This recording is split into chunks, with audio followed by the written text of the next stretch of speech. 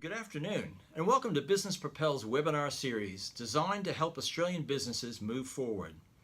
I'm Ray Welling, Editor-in-Chief of Business Propel, and I'm here today with Dr. Jana Bowden, a researcher and senior lecturer in marketing at Macquarie University, specializing in customer satisfaction, social media engagement, and online brand communities. Jana, welcome. Thank you for having me, Ray. That's all right. Now, let's start our discussion about the concept of customer satisfaction.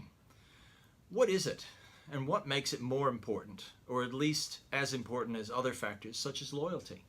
Okay, well, customer satisfaction is a very interesting concept. So basically it's about how much or to what extent your customers' expectations are being met. When we talk about customer satisfaction, we basically say, what is the customer expecting from this interaction with us? And how can we make sure that we satisfy their needs or their expectations in that regard? So I guess from the perspective of monitoring and measuring business performance, it's a useful baseline indicator. I guess the thing is that I like to focus on in the research that I do is to really talk about the fact that it is just a baseline indicator. So whilst it's interesting to understand what your consumers' expectations are, and very necessary, it isn't really necessarily tightly linked to loyalty. There is this bit of a gap that exists between satisfaction and customer loyalty. So the issue is trying to understand what customers' expectations are and making sure that those expectations are met, but also recognizing that value in any exchange with any business is built through other mechanisms as well. So when we talk about customer satisfaction, we say that it involves how the consumer thinks about a brand or a product or a service that's being provided, and also how they feel about that brand, product or service provided. And as I'm sure you know, it's typically measured on a scale of 1 to 5, 1 being very dissatisfied, 5 being very satisfied. And we usually say customers who score a 5 as being more likely to be loyal than those scoring a 1, which is obviously dissatisfied. There is some disconnect, however, in the sense that consumers who score a 3 or a 4 on a satisfaction scale aren't necessarily fully satisfied, and as a result aren't necessarily loyal. And so we call this a gap in satisfaction or the zone of indifference. Right, okay. But what you're saying is that there's a lot of other things that lead to loyalty as well as satisfaction, but would satisfaction be the most important factor? It is one of the most important factors, from merely satisfying consumers and ensuring that their baseline expectations are met. Obviously, in a commercial context, it's relied upon as a primary measure. We know that Roy Morgan, for example, and other survey providers really regularly measure satisfaction scores, say for banking. We know that banks perform to about 80% satisfaction, but the issue is, does 80% satisfaction really indicate that your consumers are loyal, fully loyal to you, and unlikely to switch providers if an alternative or a better alternative is provided in the market? So this brings me to the issue of perhaps a flaw in satisfaction measures. Whilst it's useful to know how satisfied your customers are, and historically banks, for example, have measured satisfaction scores, it's useful for pegging executive performance to customer satisfaction. Obviously, you want to ensure your consumers are satisfied. It doesn't necessarily mean you're loyal. If you think about your own bank, Ray, for example, are you really in love with your bank? Are you really very positive about your bank and the service it provides? Or do you feel perhaps not totally satisfied, like it could be done better? So often if you ask consumers, are you satisfied with your bank? They might say, yes, we are basically satisfied, but would you switch? Well, yes, if they weren't switching alternatives. Yeah. So the issue is, does satisfaction really capture the consumer's emotional commitment to the brand, product or service, or not? And the issue is that it doesn't necessarily capture that emotional connection, yet that emotional connection is often key to true attitudinal customer loyalty. That is, the consumer really believes in the brand, the product or the service, and will remain with that brand through the life of use of that service category or that brand category. Right, and that loyalty will extend beyond issues of price? Yeah, so we say, for example, in categories that are driven by function and utility, that is like banking, like transport, like telecommunications, where the consumer is just looking for a basic service or product to be provided, those consumers in that category can sometimes be very susceptible to changes in price, or perhaps a poor service experience where something has slightly gone wrong in that exchange with the consumer. So in that sense, satisfaction doesn't protect that consumer from leaving that brand or that product or service. That consumer may leave because they've been dissatisfied on a key core attribute that brand is providing. So in those categories, really you need to try to get beyond satisfaction with a price, because all of your competitors are doing the same thing.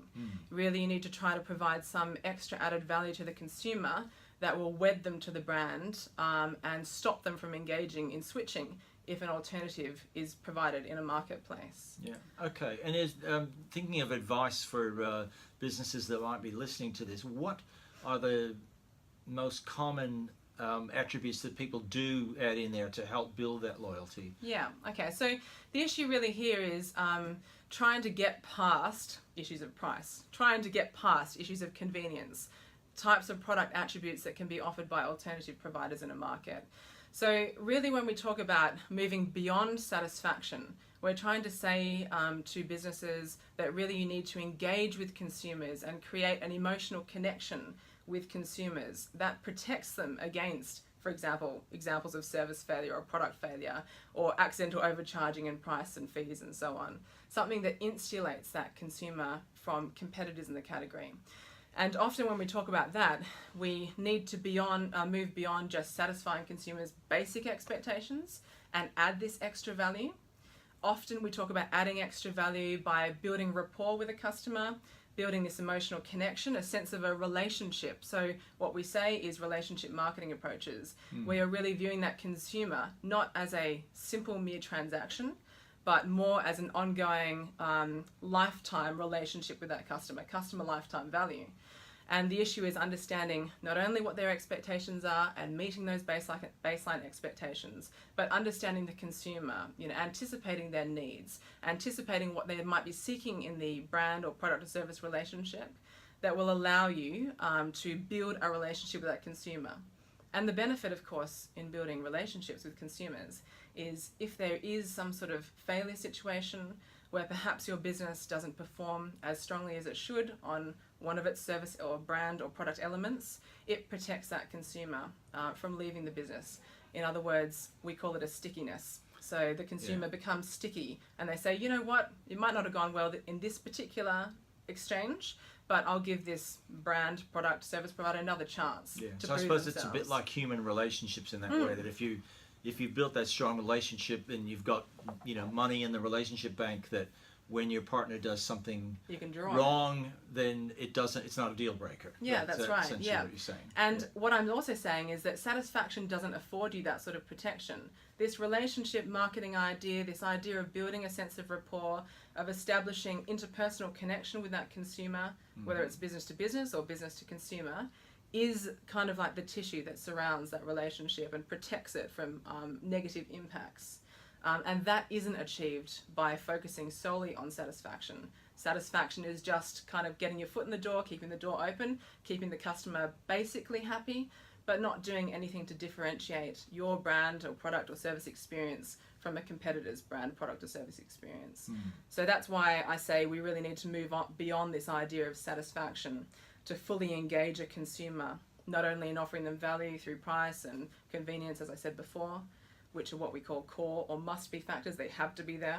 They don't provide differentiation in a market, but to also create this relationship with consumers that insulates them, and protects the relationship itself in the long term. Okay. So this is the key difference between, satisfaction and engaging with the consumer. Yeah. So in this, cynical era in which we live, and in an era where people can find out alternative information so easily on the internet, and they're voicing their opinions so strongly on social media and all that sort of thing, is engagement actually a legitimate goal? Is it or is it too hard to achieve? So this is the issue that you've just raised of engagement, and I guess the first thing we have to do is talk about what engagement actually is. So engagement is something different to satisfaction. Satisfaction is meeting these expectations. Engagement is understanding what your consumers expect anticipating their needs, and then interacting with them to create a brand or a product or a service experience. And it is through those interactions that you have with your customer base that this thing that I called value is built. And it's only through those interactions that it's built. So when we talk about customer engagement, we talk about moving beyond price and utility and function to creating these emotional attachments. And when we talk about engagement, we basically say that it has 3 dimensions that you need to understand. So firstly, you need to understand a consumer's cognition, that is their thought processes about your brand or product or service, their beliefs and their attitudes towards your brand, product or service, and understand how they think about it, what they think about it, why they think what they think about it, cognition. The second element of engagement is understanding consumers' emotion. That is, how do they feel about the brand or the product or service? Are they wedded to the brand, product or service? Would they stay with it despite, variations in delivery of that product or service and quality of delivery? Are they really happy to be there? Are they elated by the experience? Do they find a sense of contentment in purchasing from you? And the third element is what we call behavior. And typically when we talk about behavior, we talk about customer loyalty. And the behavioral aspect is to do with, would they recommend your brand to other people? Will they come back and purchase from you? Will they engage with others and share positive experiences about your brand, product or service with other people? So as you can see by my description there, engagement is really multidimensional. It has these 3 elements to it. It's not just about satisfaction, which is utility and function, but it's about understanding the holistic customer experience. And it is only through understanding those 3 elements, cognition, emotion, and behavior, that you can really start to effectively target your market.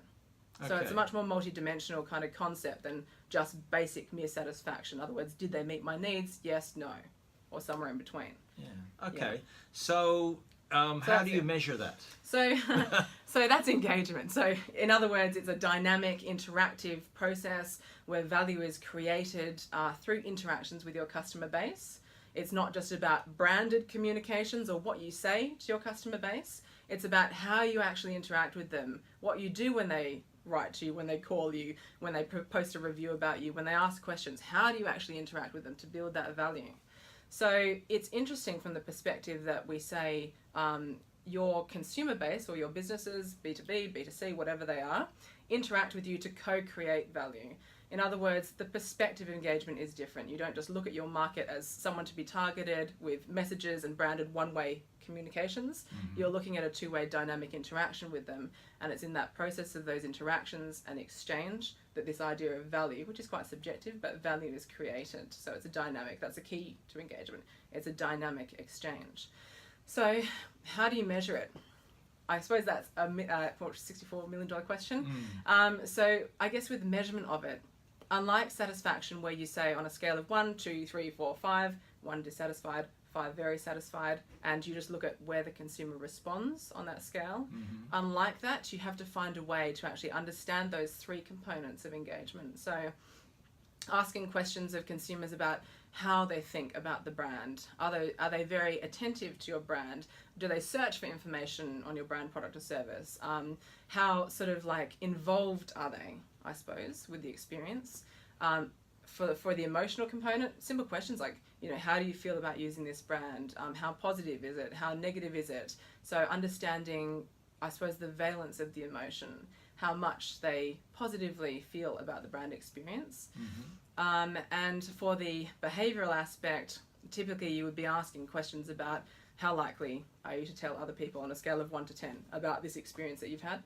Will you return? Will you repurchase? And those sorts of behavioural questions would capture that component. Right. So okay. It's not just focusing on that one measure of satisfaction.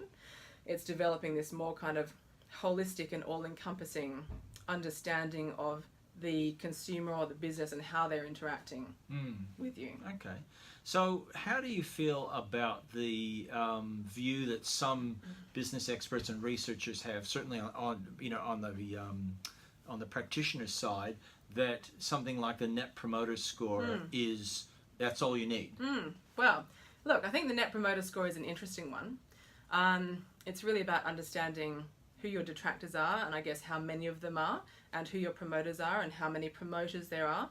So it's a useful metric from the perspective of that third facet of engagement that I talked about, which is the behavior. So when I said, how do you measure behavioral engagement? Well, you can measure word of mouth recommendation or return or repeat purchase. Net promoter falls into that third category. So it focuses on understanding how many are positively recommending versus negatively recommending you. And that is a component of behavioral engagement.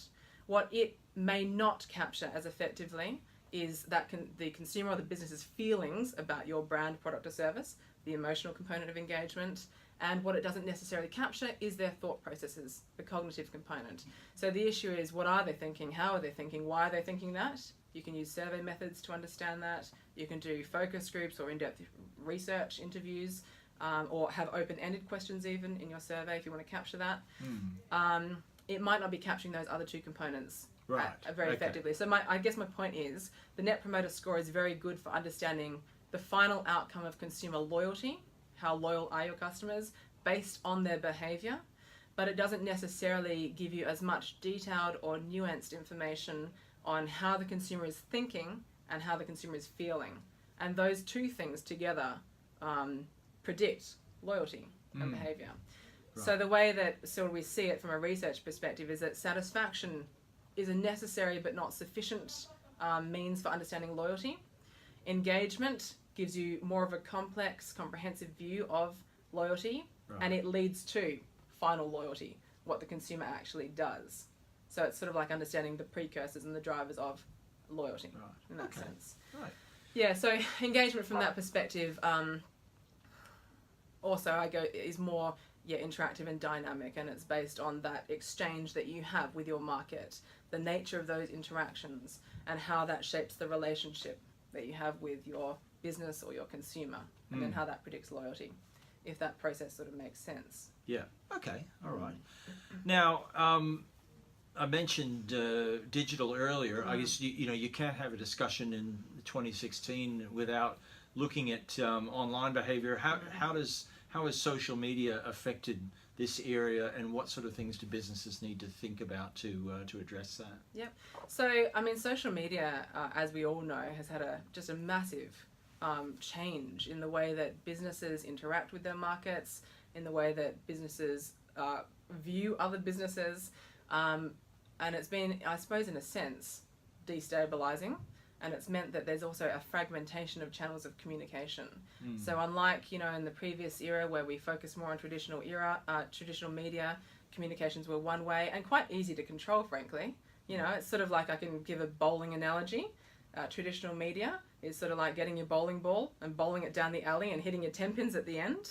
And digital media is much more like having a pinball machine where you've got your ball and you flick it out and the flickers divert the message and they change the direction of the message and the speed of the message. So I think the key change here is how consumers or businesses interpret a message, and how other consumers or other businesses or other stakeholders more generally are involved in actually shaping and reshaping that message that the business might have put into the market to start with.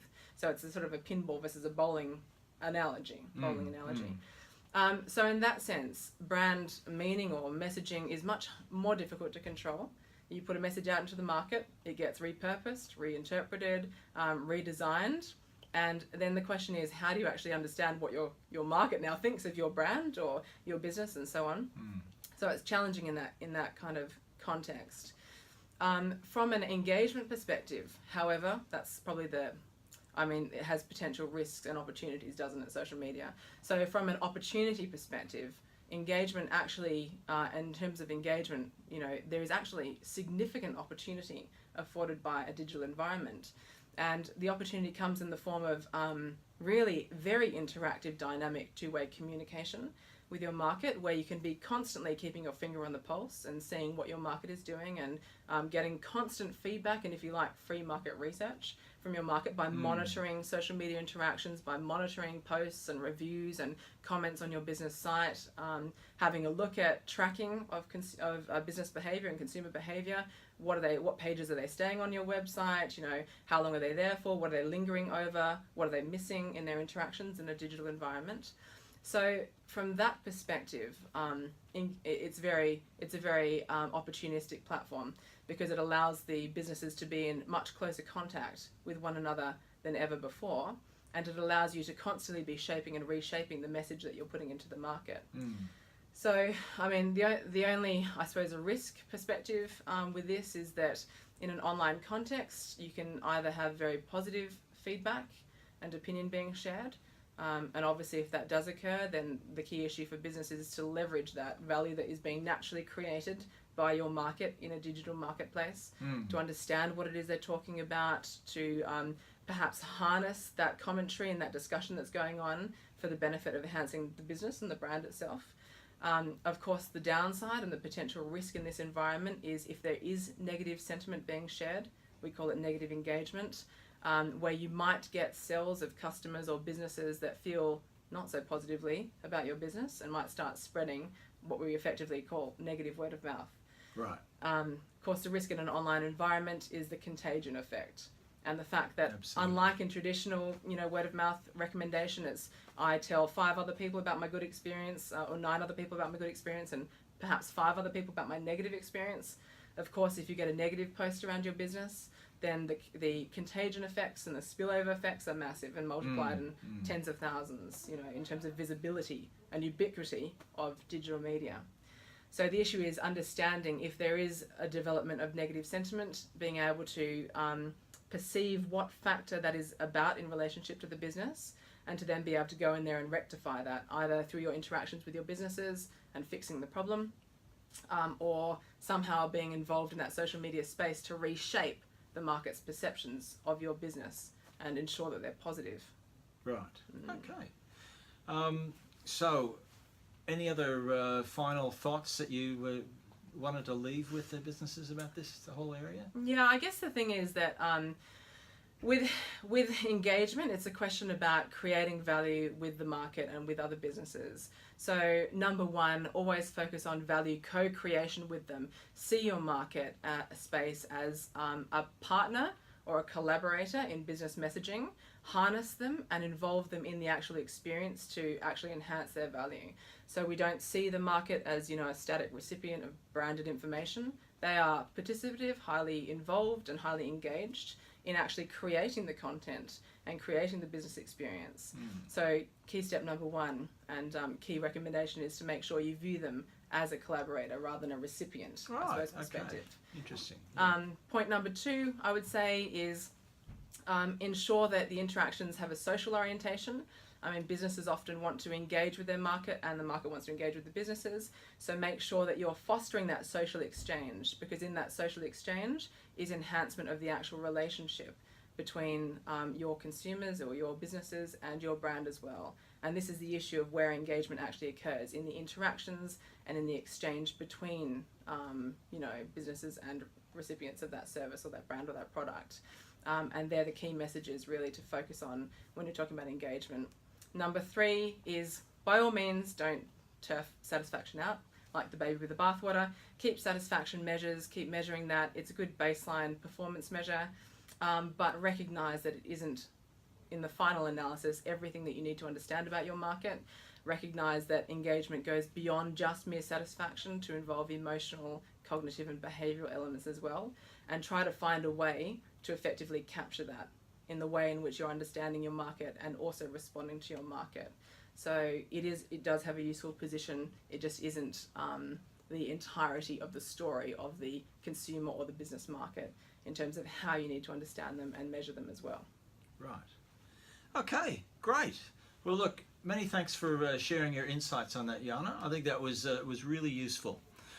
Now, if any of you have any questions or comments about what Jana's been talking about, or if you want to learn a bit more about how Business Propel can help you to achieve your business goals and plan for the future, just drop us a line at customerservice@businesspropel.com.au. Meanwhile, stop by the site, which is businesspropel.com.au, and if you haven't had a chance yet, sign up and get started for free. Take 5 minutes to assess your business and compare your results against other businesses to see where you really stand. Good afternoon, and welcome to Business Propel's webinar series designed